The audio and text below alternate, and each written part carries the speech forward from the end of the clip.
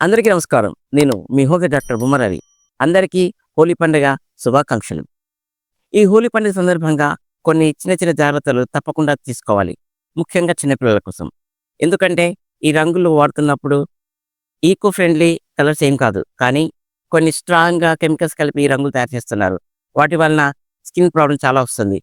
చిన్న పిల్లల స్కిన్ సెన్సిటివ్‌గా ఉంటుంది కాబట్టి వాళ్ళు కాస్త జాగ్రత్తగా ఉండాలి. ఈ రంగులు ఆడుతున్న సమయంలో తెలియకుండానే కన్నులో కానీ, చెవులో కానీ, ముక్కులో కానీ ఈ రంగులు పోవడం వల్ల ఎలర్జీ ఫార్మ్ అయ్యి చాలా ఇబ్బంది పడుతున్నారు.